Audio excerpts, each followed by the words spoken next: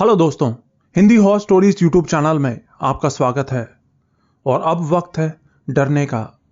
और मैं प्रवीण आज फिर से आप लोगों को डराने के लिए लेकर आया हूं व्यूवर्स की भेजी 4 सच्ची डरावनी कहानियां। अगर आपके साथ भी कोई रियल हॉरर इंसिडेंट हुआ है जिसे आप मेरे साथ शेयर करना चाहते हैं तो मुझे ईमेल या व्हाट्सएप से सेंड कर सकते हैं। कहानियां शुरू करने से पहले एक छोटा सा शाउट आउट आज के वीडियो के स्पॉन्सर के लिए। दोस्तों, वीडियो स्टार्ट करने से पहले आपको बताना चाहूंगा एक बहुत ही मजेदार एंड्रॉयड कीबोर्ड ऐप के बारे में जिसका नाम है वॉबल कीबोर्ड। अब आपको चैट करते समय नॉर्मल से बोरिंग स्टिकर्स नहीं भेजने होंगे क्योंकि वॉबल कीबोर्ड पे आपको मिलते हैं एनिमेटेड एंड 3D स्टिकर्स। इनको यूज करने पर सामने वाला भी हैरान हो जाएगा कि ये कैसे हो रहा है। इस कीबोर्ड से आपका चैट करने का पूरा तरीका ही बदल जाएगा। नहीं, अब आपको नॉर्मल कीबोर्ड से बोरिंग टेक्स्ट सेंड करने पड़ेंगे क्योंकि बॉबल कीबोर्ड से आप नॉर्मल टेक्स्ट को भी एनिमेटेड स्टिकर्स बना के भेज सकते हो। यहाँ पे आपको एक से बढ़ के एक एनिमेटेड स्टिकर्स, GIF वगैरह सब कुछ मिल जाता है। और इतना ही नहीं, यहाँ पर आप खुद का फेस स्टिकर भी बना सकते हो। बस आपको अपनी सेल्फी लेनी है, जेंडर सेलेक्ट करना है और बस ये बन गया फेस स्टिकर। आप लोग देख सकते हैं यहाँ कितने सारे मजेदार स्टिकर्स बन गए हैं। इस कीबोर्ड की सबसे अलग बात यह है कि यहां आप मजेदार मीम्स डायरेक्टली कीबोर्ड से ही सेंड कर सकते हैं। इसके अलावा आपको यहां मिलते हैं amazing fonts, jokes, Shayari and themes भी, जिनको यूज करके आपकी चैटिंग का मजा डबल हो जाएगा। तो इंतजार किस बात का, जल्दी से डाउनलोड कीजिए वॉबल कीबोर्ड। लिंक नीचे कमेंट बॉक्स में है। और अब शुरू करते हैं आज की कहानियां। मेरा नाम गौरव गुरुंग है। मैं नेपाल के एक गांव नारायण घाट का रहने वाला हूं। आज मैं आपको अपने साथ घटी एक सच्ची घटना के बारे में बताना चाहता हूं। कहानी शुरू करने से पहले बता दूं कि हमारे गांव के चारों तरफ बहुत घने जंगल हैं। हमारा गांव ठीक घने जंगलों के बीच में बसा है। तो हुआ ऐसा था कि एक बार मैं और मेरे 3 दोस्त रात के समय एक होटल में खाना खाने गए थे और वहां से वापस आते आते हमें काफी देर हो गई थी। मैं तो ड्रिंक नहीं करता था, लेकिन मेरे तीनों दोस्त ड्रिंक किया करते थे। उस वक्त उन तीनों ने ही ड्रिंक कर रखी थी। हम चारों में मैं ही था जो बिल्कुल होश में था। अब रास्ते से आते आते बातें करते करते हम भूत प्रेतों के बारे में बातें करने लगे। मेरा एक दोस्त बोला कि भूत वूत कुछ नहीं होते, ये सब बकवास है। तो इसी बात पे मेरे बाकी के दोनों दोस्त उससे बहस करने लगे। वो तीनों ही नशे में थे। तो उनमें से एक ने बोला कि ठीक है, अगर तू भूतों को नहीं मानता और भूतों से नहीं डरता तो चल, आज हम जंगल के रास्ते से गांव चलते हैं। मैंने उनको मना करने की बहुत कोशिश की, लेकिन वो लोग नहीं माने, इसलिए मजबूरन मुझे भी उनके साथ जाना पड़ा। अब हम चारों चलते चलते बातें करते हुए जंगल के रास्ते से जाने लगे।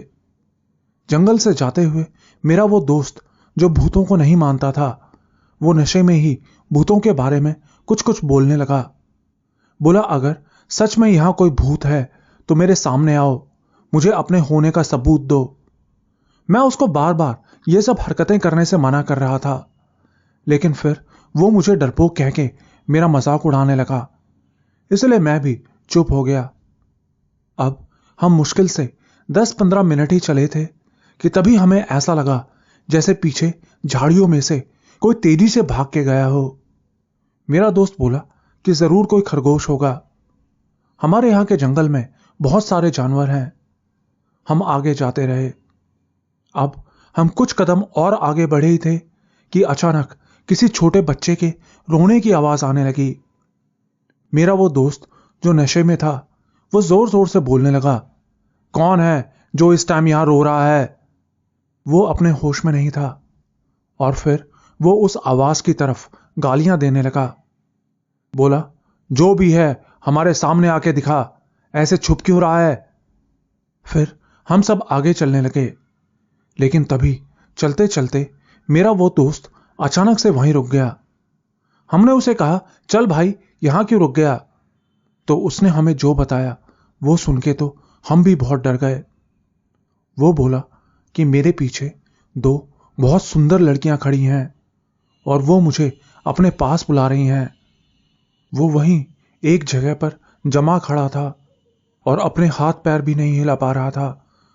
मैं कृष्ण भगवान को बहुत मानता हूं और उसकी बात सुनते ही मैं भगवान को याद करने लगा और अपने फोन में मैंने हनुमान चालीसा चला दी। फिर हम तीनों बड़ी मुश्किल से उसको अपने कंधे पे डाल के वहां से ले जाने लगे। आगे जाके हमारे गुरुंग लोगों का एक गुम्बा पड़ता है। आप लोगों को बता दूं कि गुरुंग लोगों का गुम्बा बहुत पवित्र माना जाता है। वहां हम भगवान बुद्ध की पूजा करते हैं। तो वो जैसे ही गुम्बा में पहुंचा तो वहां पहुंचते ही उसने एक खोखरी उठाई और कुछ बोलने लगा। मैं बता दूं कि वो भूतों के साथ साथ भगवान को भी नहीं मानता था। वो नास्तिक था। पर उस वक्त पता नहीं कैसे वो कुछ मंत्र जैसे पढ़ने लगा और फिर उसने वो खोखरी अपने सर के ऊपर पीछे की तरफ चलाई और वहीं बेहोश हो गया।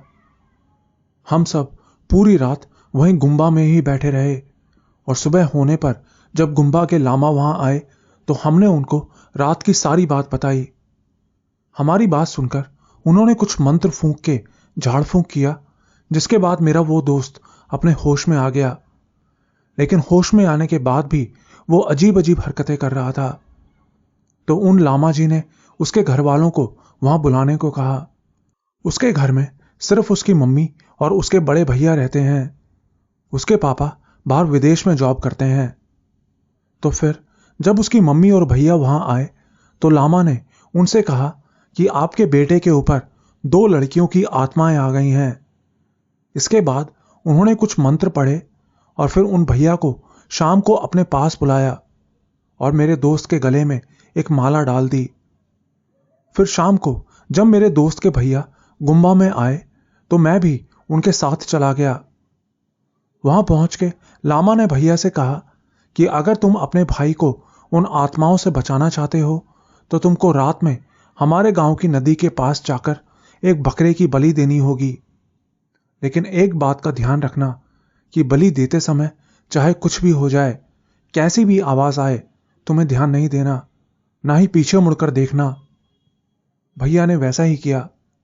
रात में नदी के पास जाके उन्होंने एक बकरे की बलि दे दी। फिर भैया जब बलि चढ़ाकर वापस आ रहे थे तो उन्हें पीछे से एक आवाज आई, ये तो एक ही बकरा है, हम तो 2 हैं। लेकिन भैया को लामा की कही हुई बात याद थी, इसलिए उन्होंने उस आवाज पे ध्यान नहीं दिया। लेकिन इसके बाद उनको बिल्कुल अपने भाई के जैसी आवाज आई। कोई उनके भाई की आवाज में बोला, भैया मुझे तो ले जाओ यहां से, अकेले अकेले कहां जा रहे हो।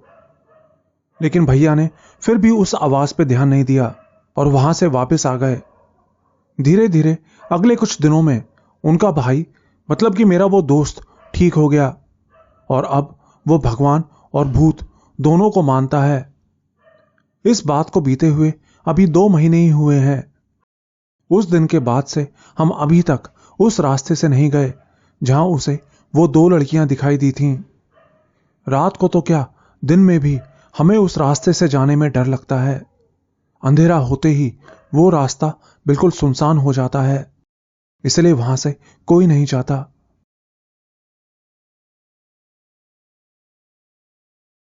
शायद आप लोगों को यह कहानी इतनी डरावनी ना लगे, लेकिन जिसके साथ ये सब होता है वही जान सकता है कि उसका कैसा हाल होता है। मेरा नाम संचित मेहर है। मैं जो कहानी आज आपको बताने जा रहा हूं वो मेरे पड़ोस के एक गांव की है। उस गांव में मेरा एक दोस्त रहता है और यह घटना जो मैं आपको बता रहा हूं यह सब उसी के परिवार के साथ हुआ था। यह 4 साल पहले की बात है, जब मैं और मेरा वो दोस्त एक साथ स्कूल जाया करते थे। वो कभी कभी मेरे घर भी आ जाता था, लेकिन वो मुझे कभी अपने घर नहीं आने देता था। एक दिन मैं उसे बिना बताए ही उसके घर चला गया। उसके घर पहुंच के मैंने उसे दरवाजा खोलने के लिए आवाज दी तो मेरा दोस्त, जिसका नाम नीरज था, वो बाहर निकल के आया। लेकिन मुझे देखकर उसको बिल्कुल भी खुशी नहीं हुई, जबकि वो मेरा बहुत अच्छा दोस्त था। वो मुझसे बोलने लगा कि मैंने तुझे मना किया है ना कि तू कभी मेरे घर मत आया कर। असल में हमारे यहां के सब लोग कहते थे कि उनके घर में भूत रहते हैं और इसी वजह से ही मैंने उससे दोस्ती भी की थी। मुझे भूत देखने का बहुत शौक था, इसलिए उस दिन मैं उनके घर गया था। फिर जब मैं उसके घर के अंदर गया तो उसकी मां से भी मिला। उसकी मां बोली, बेटा खाना खा के जाना। तो मैंने भी कहा, ठीक है मां, क्योंकि दोस्त की मां मेरी भी मां जैसी ही थी। वो शाम का टाइम था। फिर जैसे ही रात हुई तो हम सब खाना खाने के लिए बैठ गए। लेकिन तभी ना जाने कहां से एक पत्थर मेरे पास आके गिरा। वो पत्थर इतना बड़ा था कि अगर वो मेरे ऊपर गिर जाता तो मेरी मौत पक्की थी। लेकिन हैरानी की बात थी कि उस पत्थर को देखकर मेरे अलावा और कोई भी रिएक्ट नहीं कर रहा था। फिर जब मैंने नीरज से पूछा तो उसने बताया कि ऐसा हमारे साथ रोज होता है।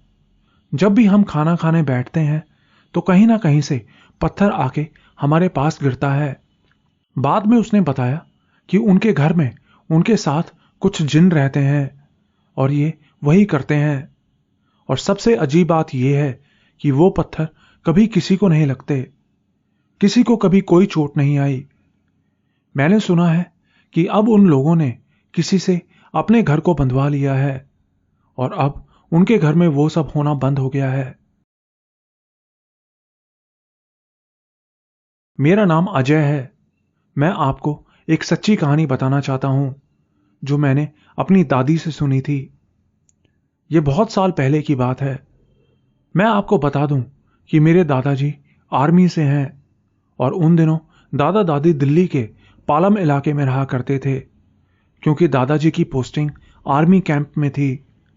उन दिनों गर्मियों का मौसम तो था, लेकिन हल्की हल्की बारिश भी हो जाती थी। रात में दादा दादी और पापा ऊपर छत पे ही सोया करते थे। तो ऐसे ही एक रात वो तीनों छत पे सो रहे थे। रात में सोते सोते अचानक बारिश की वजह से दादी की आंख खुल गई। लेकिन आंख खुलते ही दादी ने देखा कि कोई ठीक उनके सामने खड़ा है, बिल्कुल सफेद कुर्ते में, और उसकी आंखें बिल्कुल किसी लाल बल्ब की तरह जल रही थी। दादी ने बिना कोई आवाज किए दादाजी को हिला के उठाया, लेकिन उनके उठते ही वो जो कुछ भी था वहां से गायब हो गया। इसके बाद दादा दादी को नीचे घर के अंदर ले गए, लेकिन नीचे आने के थोड़ी देर बाद ही दादी ने देखा कि कोई उनकी खिड़की से अंदर झांक रहा है और झांकते हुए वो दादी को उनके नाम से आवाजें दे रहा था, रानी, ओ रानी। फिर वो दादाजी का भी नाम लेके उनको आवाज देने लगा, दलीप, ओ दलीप। अब दादी बहुत ज्यादा डर गईं। डर के मारे उनको बुखार तक आ गया।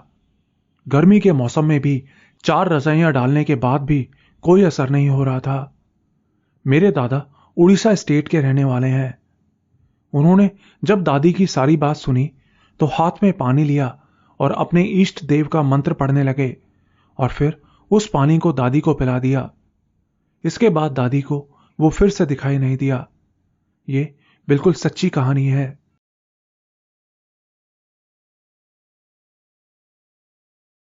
मैं आपको अपने साथ घटी एक सच्ची कहानी बताना चाहता हूं। यह सब अभी 3 महीने पहले ही मेरे साथ हुआ था। यह कहानी असल में हॉरर स्टोरी के साथ साथ एक लव स्टोरी भी है। आगे बताने से पहले मैं बता दूं कि मैं पंजाब में रहता हूं और यहां एक ऑर्थो एंड ट्रॉमा हॉस्पिटल में ओटी टेक्नीशियन की जॉब करता हूं। यहां मेरी जॉब सुबह 10 से 2 बजे तक और शाम को ऑपरेशन टाइम तक होती है। यह 16 अक्टूबर 2023 की बात है। उस दिन सुबह सुबह मैं पेशेंट्स के राउंड लगा के वापस आ रहा था कि नीचे स्टेयर्स में मुझे एक लड़की खड़ी दिखी। उसने पूछा कि 3rd फ्लोर कहां है, तो मैंने उसको बता दिया, जिसके बाद वो वहां से चली गई। मुझे आज भी अच्छे से याद है, उसने ग्रीन हुडी और ब्लैक पैंट पहनी हुई थी, लेकिन मैं उसका फेस अच्छे से नहीं देख सका।